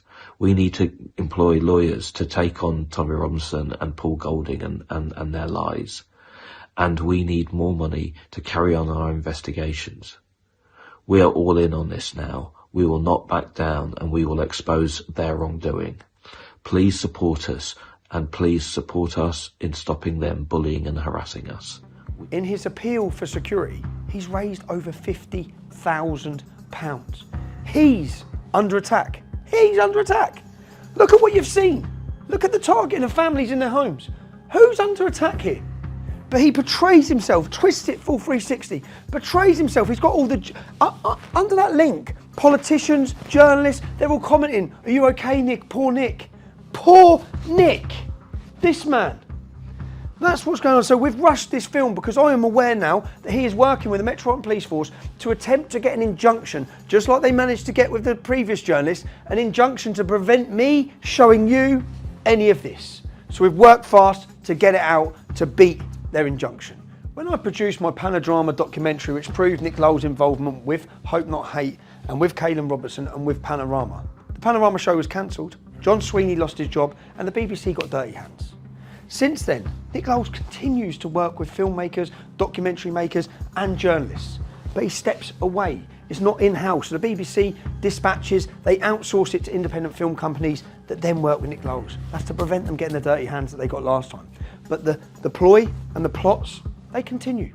Now, with his new book coming out, and with the media sitting, guaranteed waiting to run the headlines of their lies, I need to speak to Nick. I need to see how many more sources have been created for their lies. I also need to put these allegations to him from the evidence that you've heard. Last and final stop. Let's go speak to Nick Lowles. Nick, how many people have you paid? How many sources have you created to give false information? How many people have you paid to lie? You give drugs to Tom Foley. Drugs to Tom Foley. Why do you give drugs to Tom Foley? How many different people have you paid to lie? Why don't you stop and talk, Nick? You create sources of information. You create your source of information and then you use the media to run them and pump your lies. Why would you, Caelan Robertson, why was you blackmailing him? What was you doing travelling out to Italy to see him? What was you doing, Nick? You got no answer. Don't you have an answer? Should we talk about your crimes and your activities? Let's talk, come on, why not? Where are you walking to? I'm going to work. Going to work? You're going to create more sources? What about Danny Tomo's ex-missus? Why did you tell her he slept with an underage victim? Why did you lie to her? Why have you told her that? Why were you paying her sister money? Do you understand that when you pay someone, they're no longer a reliable source of information because they're being paid by you? Are you going to deny paying people? Are you going to deny creating sources, Nick? You're going to deny creating sources? Get around the front. How many people in your book have been paid to lie about me? How many sources have you created in your book with your money? Huh? Answer the question. You do realise that paying someone, they're not a reliable source once you've paid them, blackmailed them. What about Andrew Edge? You're going to deny you've met Andrew Edge?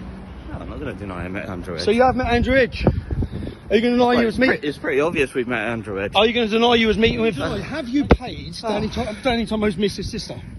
Have you given money to Danny Tomo's Mrs. Sister? Bearing in mind I have evidence you have. So I have evidence you have. Really? Yeah. Okay, fine. Yeah. What about your source of information? So you're doing it again. You created Caelan Robertson. You created Andrew Edge. You created Tom Foley. You created Danny Tomo's Mrs. Sister. Well, no, it's not boring because you're destroying lives by creating. You're creating false information. The drug dealer. Says the drug dealer. Yeah. Are you calling me a drug dealer? Yeah. Who have I done? Will you deny that you've been paying Danny Tomo's ex's sister to say things about him? Are you going to deny that? I'm not talking about anyone I might have Because you're not. Yeah, because you're not going to deny So it. are you? Will you deny you? Are you Will you denying deny? You paid. You contacted Jasmine Bishop. You told her that he slept with an underage victim. That's what you told her. You lied to her to get her on your side. You got her angry. You got her angry, so she would say things. I didn't need to lie to her at all. Did you? Did you say to her that he slept with an underage girl? Did you say to her that Danny Tomo slept with an underage victim? Find out in my book. You'll find out what my allegations are in my book. Allegations are only that because you pay people. No. As we found out, you've been paying people. When you pay someone, you can't run a source in your book making allegations when you're paying them to say it. That doesn't work like that. It's not a reliable source of information. Find out what my book says. No, because your book is full of created sources that you've created with money, blackmail, drugs. One more question. Father to father, do you think it's fair that you put a picture of my children's home online when you know people want to kill them and rape them? No one's identified that home. No, you put a picture of my children's home online. You have. Yeah? And you have. And you doorstepped my partner. No, I didn't doorstep your partner. Your people did. No, not my people. Really? A woman who was scared in her home doorstepped your partner because you put a picture of her home online and then turned up there looking for me, which you're aware of because she contacted you multiple times. You didn't take her house down. Why did you take it down once your wife told you to take it down? Why did you then delete the picture of her house? Because you know it was wrong, Nick. You play dirty tricks and you try and put targets on people's houses. Tricks. Sharon Clough. Explain what happened with Sharon Clough. What you say? You create sources. I've got evidence of 7 sources you've created. You pay them. When that story comes out, you blackmail them. When that story comes out, you pay them. You blackmail them. I know you've got the media waiting to run your stories. Yeah, I know you have. I know you have. Because that's what your job is. Your job is to create the source, create a lie, and then the media wait there and pump it. Yeah. That's what you do. And I'm exposing you for it in a documentary. No one's going to trust you. No one's going to trust your sources. You can't talk like you're a hero for women. You scared a woman in her house so much she had to come crying to your missus. You scared her in her home with her little 12-year-old daughter. They're still scared now because of your actions. Okay? You intimidated Ashley and her little boy. He's not allowed to play outside. You put a picture of my kids up in my kids' home. I know how it feels because my kids are scared because of your actions. So don't talk to me about women because you scared women. Sharon Clough got beaten up. She's an old age pensioner. She got attacked because of you. Shit. Fine. Okay, you're chatting shit. Fine. You're creating a source. You're paying someone. Fine. You're paying, and I've got evidence of it. Fine. Every step of the way. And I've got lots of evidence as well. No, you haven't. You've got sources that you've paid. Why have you turned up today? Why have you turned up today? Nick, I've been working on this for months. I know you have. Yeah, I've been working on it for months. Yeah. Months. Yeah. I'm exposing how you create your sources. Right. No journalist will ever trust you again. Really? But then they don't. They know what you're doing. You're all working hand in hand. As you just said, you've got the media waiting to run your stories. No, you told me that. You write the stories for them. Oh, really? Yeah. Yeah. You're part of the deep state, Nick. Yeah. You paid Tom Foley. What, yeah? Are you going to deny paying him? You paid Andrew Edge. You create your sources of information. Better than dealing drugs, though, isn't it? Now, I've cut 30 minutes down, but I want you to be able to listen to his answer to each of the allegations. So listen to this. I know you've got the media waiting to run your stories. Yeah, I know you have. I know you have. Because that's what your job is. Your job is to create the source, create a lie, and then the media wait there and pump it. Yeah. That's what you do. You contacted Jasmine Bishop, you told her that he slept with an underage victim. That's what you told her. You lied to her to get her on your side. You got her angry. You got her angry so she would say things. I didn't need to lie to her at all. Did you say to her that he slept with an underage girl? Did you say to her? Will you deny that you've been paying Danny Tomo's ex's sister to say things about him? Are you going to deny that? I'm not talking about anyone I might have Because you're not going to deny so it. are you, Will you deny you? Will you denying? deny? What about Andrew Edge? You're going to deny you've met Andrew Edge? No, I'm not going to deny I met Andrew Edge. So you have met Andrew Edge? Are you going to deny you was me? It's pretty obvious we've met Andrew Edge. Are you going to? You paid Tom Foley. What, yeah? Are you going to deny paying him? You paid Andrew Edge. You create your sources of information. Better than dealing drugs, though, isn't it? This is no longer about accusations from Tommy Robinson. It's no longer about the covert recordings, whether it be of Tom Foley, Andrew Edge, or whoever else you've heard from. We now have it from the horse's mouth. I want you to listen one more time and get the confirmation, because he admits it all. He confirms it. Listen one more time. You paid Tom Foley. What, yeah? Are you going to deny paying him? You paid Andrew Edge. You create your sources of information. Better than dealing drugs, though, isn't it? A drug dealer? Really? Come on. Even you people that don't like me. I've been accused of lots of things before, but Nick, a drug dealer? A racist hasn't worked, extremist hasn't worked, Islamophobe hasn't worked. I know, I'm that desperate, I'm getting questioned, I'm getting exposed. You're a drug dealer! He does not care. He's that comfortable with what he's been doing. Yeah, so? Yeah, I did. It's not as bad as drug dealing. What? He's admitted and accepted the criminality he's been involved in. Now, what we're looking at is women scared in their homes, to the politicians, to people watching this, trade unionists, politicians, journalists, the actual journalists who care about journalism. I'm presenting this to you. I haven't presented anything that's not backed up with evidence. Now, I know I'm not perfect. I know I have a past and I have a history. I'm also aware that I'm not the moral example for everyone to follow. I've had my flaws.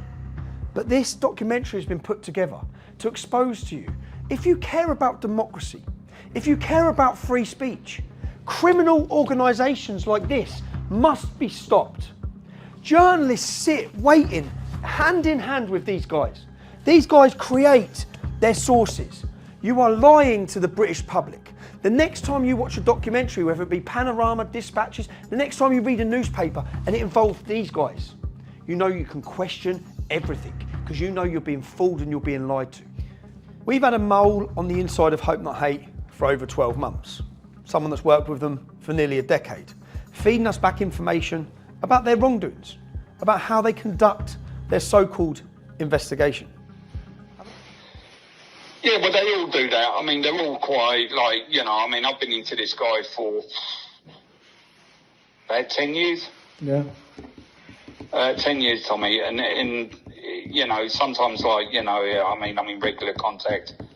He's what he's really, like I say, what he wants to do is, you know, I mean, he wants to just cripple you, like, financially, forever, so you can't do anything. Just to prove to you all the legitimacy of our mole, Nick Lowell's released his first ever image of the front cover of his new book called Tommy, coming soon on the 10th of the 7th, 2022.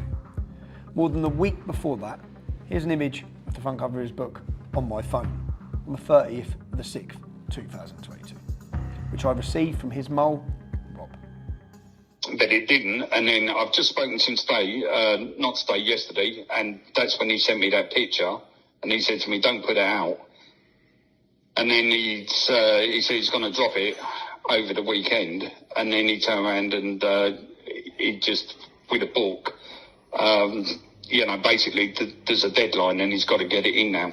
So it hasn't even gone to print. But what's the story of the book? What is his story? Oh, the book. Well, it goes through. It's just about you, how you started. Yeah. So it goes all the way back to the EDL days. Yep. Who was involved, and then what's been going on since then. But he can write what he wants. I mean, all he's got to do is back it up with people at making allegations. Yeah, so he'll meet people. Someone will say, he'll get someone or pay someone to say anything, and then he'll run a story. But that's what he's been doing. What's he been doing? He's been getting people that that were in the old EDL, or people that are around today, or people that he's met or known, or people that he's contacted. Our suspicions about Hope Not Hate creating sources was confirmed very early on. Yeah. So you know that all this information that's coming, it's coming from people that have never been close to you, and people that hate me, and people that hate you. Yeah, they've never been in the inner circle. What a rat. So the reason why he's done this, and I know why, he's done it for legal reasons, because he can't put anything in his book. Yeah, he has to have someone saying it, so he's gone and got him on tape saying it, and then he'll write it. About everything. So he'll have someone saying, I done this, I done that, and then he can write it. Covered his arse. And he'll just say a source close to him. Yeah. A source who was with him. Yeah. A source who was there says this. Yep. Tramp. Yeah, and that's how it's done. Now just listen to his associate tell us how low this man will go in his quest to destroy me. So I know he was in Luton quite a lot recently, and that was to do with needed information for his book. So I know he met with a couple of the Gambinos, or what's left of them. I know he met a couple of those up there, and he met some other people from Luton. And what could he possibly get off then? What, the Gambinos? Yeah. Going to meet in a heroin they're dealing all gang. in jail, aren't they? Going to meet in a heroin dealing gang to get him. What? Oh, they're going to have a heroin dealing Muslim gang from Luton. Yeah, they're going to have something good to say about me, aren't they?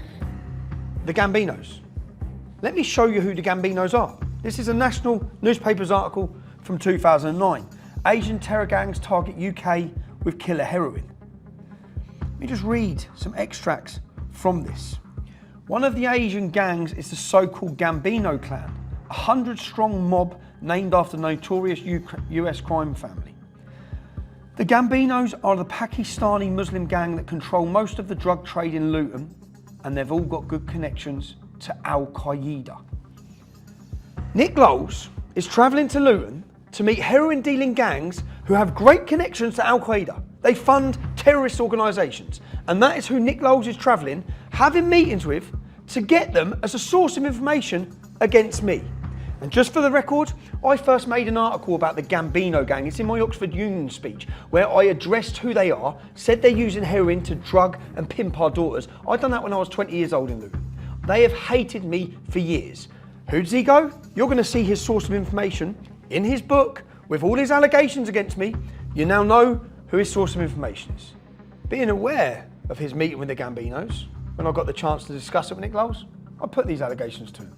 It will come out soon. Who are you making that accusation against? Oh, you've created sources. I've heard you were in paying the Gambinos in Luton. Have I? I've heard you've met and paid Pakistani gangs in Luton. Really? Yes. Really? Creating more sources of information, Nick. Creating more sources of information. Yeah. But you create the source. You create the source. I look forward to it. You create your source. So you'll have a source that you've paid, you've gone in, because I know you've been meeting Pakistani gangs in Luton. Really? You'll be paying them, say this, say this, say this. I've got the evidence of it. Right. I've got the evidence of members of your team telling me that. Who? Members of your team tell me Really? that. I had the front cover of your book weeks ago, you clown. Yeah. You clown. Right? I had the front cover of your book. I had the fact you were meeting Gambinos. I've got the screenshots and messages of it. Gambinos are a heroin dealing gang in Luton. And you know all about them. And you've gone and approached them. And you know You've gone and paid them. and you know. I grew up in Luton. I've challenged them for years. Yeah. Your 2004 leaflet names them. Yeah. It names them as heroin dealing. Yeah. And you've gone and met them and paid them to say things about me. So You're a scumbag. Have you ever sold cocaine? No, I haven't. No. Really? No. Okay. I haven't. You're a scumbag. See, look. So now we know. So you've got people you're paying to make these allegations so you can run with the headlines. Yeah. After confronting Nick Lowles about him meeting the Gambinos, he's aware someone's talking to us within his team. He then contacts our mole. You might not be talking to TR, but you are talking to Hell. Hell's my PA. Strange that something I only told you was brought up by Lennon today. He's aware, yeah? He's figured out who our mole is. Listen to this. This is Hope Not Hate Dude. Hello, mate. How are you? Not bad, Rob. You? Fucking a bit stressed, to be honest with you, mate. You know, it's all coming to an end, isn't it? It's all coming to a head now, isn't it? So eventually he's going to know, you know, what I've been up to. So, as we've seen, in order to destroy me and target me, our mole makes it very clear what Nick Lowles' ambition is. What he's hoping to do is to get your missus into court. Yeah. Okay. That's really what he wants to do, and put her under pressure. How does he think to answer the questions? How does he think he's? As you've seen, not content with sitting down with heroin gangs, or paying people, or bribing people, or sexual assaults, he wants to target the mother of my children, my ex-wife. When I approached Nick Lowles outside his house, it became very apparent that one of their main targets is Daniel Thomas. Daniel Thomas is an ex-colleague of mine. But to destroy him is to discredit me, which became very apparent after talking to Nick Lowles. Danny Tomo's Mrs. sister. Have you given money to Danny Tomo's Mrs. sister? Bearing in mind I have evidence you have. So I have evidence you have. Really? Yeah. Okay, fine. Yeah. What about Danny Tomo's you Mrs.? show your evidence, and I'll show what my about evidence. Danny Tomo's Mrs.? What? The one who was beaten up by Danny Tomo. A lot of the allegations about Danny Tomo were about him and his ex-partner. But the allegations didn't seem to have been coming from his ex-partner. They seem to be coming from other sources that no doubt Nick Lowles has created. The first thing Nick Lowles told Danny Tomo's ex-partner when he spoke to her, they had just had a very severe breakup, finished on bad terms. Now I know straight away that means he's going to get in contact. I know that because that's what he does with everyone and has done for 15 years. But the first thing he tells her is that Danny Tomo has been sleeping with an underage victim of sexual exploitation. A total fabricated lie.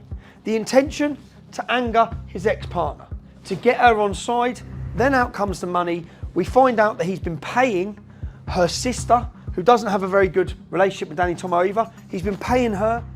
Carry on, talk. Okay. So you're willing to accept, yeah? So you're telling me you got paid by this journalist to talk shit for 20 minutes? How much did he pay you, Kane? How much did he pay you, Kane? How much did he pay you? I don't have to confirm nothing to you. I know how much he paid you. Jazz told me 300 quid and she got half. Yeah? Is that right? Is that all? All right, that's what Jazz got, yeah. When Jasmine was made aware of the allegations being made by Nick, or one of his new created sources, she attempted to call Nick over 25 times, but he refused to answer, probably hiding under his bed, awaiting the release of this documentary. Here was her voice recording, which she left for him.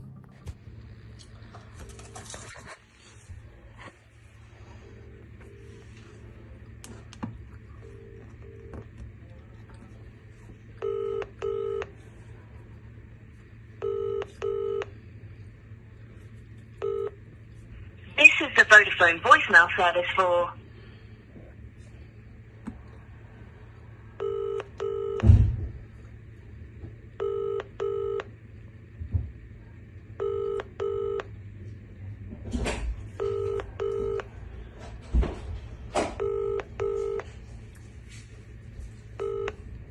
This is the Vodafone...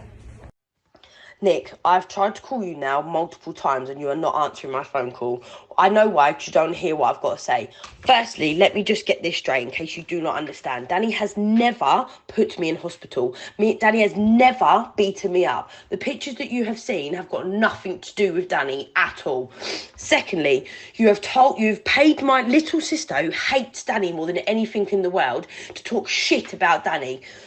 Thirdly, you came into my life and you told me that there was a video going around of my baby dad with a 15-year-old girl. You made me feel physically sick. You've mentally abused my brain into thinking that my baby dad is a paedophile when that's not true. You didn't even come back and tell me that it wasn't true. You just told other people. If you do not leave me and my sister alone, I will be seeking legal advice. I'll be doing that anyway because this is draining me so much. It's affecting me mentally and physically, and I've actually had enough. Every person you've seen that Hope Not Hate contact and use then as a negative source, not just against myself, but against anyone with activism. There's another gentleman here I'm going to introduce you to. Speaker's Corner Steve. He's an activist at Speaker's Corner. Listen to the words he has to say about me. This man. And I have no shame in saying I agree with every word Tommy Robinson has ever said. And I have no shame. I have no shame on that. Tommy Robinson has bigger balls than all of you put together. That's right. Absolutely. Now, over the last 3 to 4 months, there's been a lot of negative comments coming out of Steve, which has surprised me totally. I believed it was because he aligned himself with Reform, a political party, and he was trying to distance himself from us. But then I saw this video with these allegations. It's my voice. We allowed to talk about Tommy grifting. No one grifts around here. We have no grifters, no drug dealers, no scammers. A totally new allegation. I'm a drug dealer, apparently, yeah? You've heard it from Nick Lowles, and now I've heard it from Speaker's Corner Steve. So it's a new allegation. What possibly could have changed him from supporting me and being close to me, and just 3-4 months ago, totally turned against me and throwing out the same accusations that Nick Lowles is now throwing out? That's where our source and our mole has been so valuable. I mean, as I understand it, I mean, listen, I'm just going to give you something else, yeah? Go on. Get Steve off of your groups. Steve, Speaker's Corner. Yeah, get him off all your groups. Is he working with Hope Not Hate? He's met him. He's met him. How long ago did he meet? To him. How long ago did he meet him? I'd say he's been probably messaging the last 3-4 months. Which is when he turned against us. Yeah, so, but get him. He's still in a few of your groups. Don't put it out though, do it discreetly, Tommy. Okay. You know, but there's still, they message each other and that, and I know that I talk to Steve, and I know, like, you know, I mean, when I get a message from Lowles like that one, I know he's just got off the phone to Lowles, or, you know, so. Steve, so Speaker's Corner Steve's working with Nick Lowles and has been for 3-4 months. That makes sense. All makes sense, mate. All makes sense. I decided to ring Steve and see what he's got to say for himself.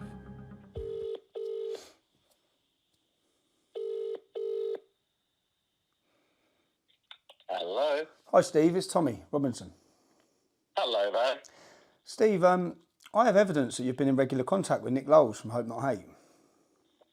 Do you? How would you have that? I have it, mate. So when was the first time you started getting in contact with him, Steve? Why? Why? Why? Just want to see what your relationship is with him and how long it's been going on. Why is that? Well, because you've totally gone on an attack and totally changed, and it seems to be, from the timing I've been given, since you become a regular contact with Nick Lowles. A simple question is, what is your relationship with Nick Lowles? When did you start having contact with Nick Lowles? It's absolutely irrelevant to anything. Again, Okay. I know you're going to try and spin some. I've also watched Steve. I've also watched a video of you making allegations that I'm a drug dealer. Have you not ever been? No. So where have you? Why would you be throwing that out? That I'm a drug dealer. Multiple sources. It's a common statement. Multiple sources. You must be aware of that. So no, only you and Nick Lowles. So that's what I'm wondering. Where's the source? What's your multiple sources that I'm a drug dealer? Multiple people have told me. Okay. It's the common rumour out on the street. Coming from? Multiple people. Such as? Sources. I'm gobsmacked that you're not aware of it yourself. Such as? So what you're saying is, I've watched you make the accusation. You've said I'm a drug dealer. You've said I'm a drug dealer. Have you never been? Have you never done that? Have you never, in your entire existence, sold an item of drugs? No, I haven't. No. So as I'll ask you again, you're making a serious accusation against me. You've put it out online. Yeah. You've said I'm a drug dealer. I'm asking you. I said lots of other things about you. Are you going to question me on those other things too? I will, yeah, but we'll start on the drug dealer one because it's the same accusation that's coming from Nick Lowles, and I find out you're in regular contact with Nick Lowles, just on the phone to him. You found out I've been in regular contact with Nick Lowles. I mean, what, you're demanding me for sources of evidence. What's your source of evidence for that? Someone within Hope Not Hate, Nick. Someone within Hope Not Hate, buddy. Don't worry, I've got it. Anyway, I've got a meeting at 12 o'clock. I can't carry on. Maybe call me back later if you want to continue this conversation. So you don't have a source that I'm a drug dealer. You're just putting it out there. You're just putting it out there. The same thing that Nick Lowles is putting out there, and you're meeting with him. Obviously, I've included the recordings, the covert recordings of me talking with my source over many months, yeah, within Hope Not Hate, my mole. But the reason I've done that is because he's been outed. They know he's been in cooperation with me. Yeah? This is the last message Nick Lowles sent to him just yesterday, once Nick Lowles knows he's been outed. And he began crying. Don't you fucking dare tell me to step back and not make it personal. It is fucking personal. And I'm going after Tommy and everyone who stands with him. And then he says he's lost the plot. He sounds like an emotional wreck. So Nick's been outed. He knows what's coming. And these are more threats, because what does this mean? This means he's going to work with the British state, he's going to work with the establishment, probably work with the police. They're going to attempt to destroy us even further than they already have, with their lies, manipulation, their criminal behaviour. Now let's just look again and ask ourselves a question.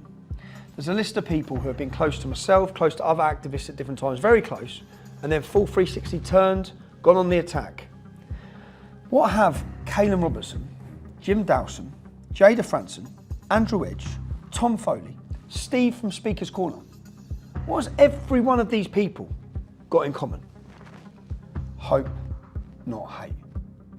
But more worryingly, who else are they targeting? Who else is working with them?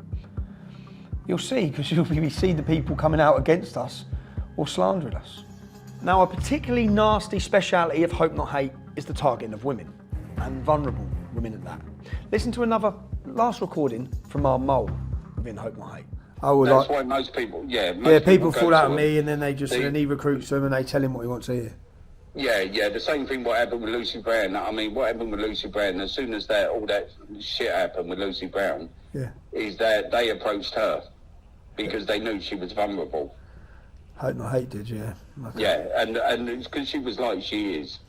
At that time, Lucy was vulnerable, which is when they strike. I'm not making the allegations Lucy's done anything wrong. Hope Not Hate have tried to coerce her at a vulnerable time in her life, just as they have Danny Tomo's ex-missus as well. They had a relationship breakdown, a severe breakup, and in-step Hope Not Hate. They also targeted Danny Tomo's ex-missus' sister. All three of these women at that time were vulnerable. But let's look at the other women that they've targeted in their home. Whether it be the female whose property they put up with, who lives with her 12-year-old daughter, who was terrified in her home after the targeting, or it be Sharon Claff, an old grandmother who was violently beaten and attacked because of their lies, or Ashley and her children now scared in their home, having to fortify it. Even the mother of my children, my ex-wife, who they've targeted her property, purposely doing it time and time again, or even my mother and father, who are old age pensioners who should be able to enjoy peace in their home. Their target every time is to target vulnerable people and families. As we end this documentary, Hope Not Hate are currently under criminal investigation by 3 separate police forces, including Greater Manchester Police. To the publishers of Nick Lowles' book that he's bringing out, and to the documentaries that are currently working with him, how many sources do you think he's used in these publications where the media are waiting to run the stories that he's blackmailed, sexually assaulted, given drugs to, paid £20,000? How many of them have been intimidated, paid or coerced? Question everything. To Hope Not Hate. This isn't the end. Our expose will continue.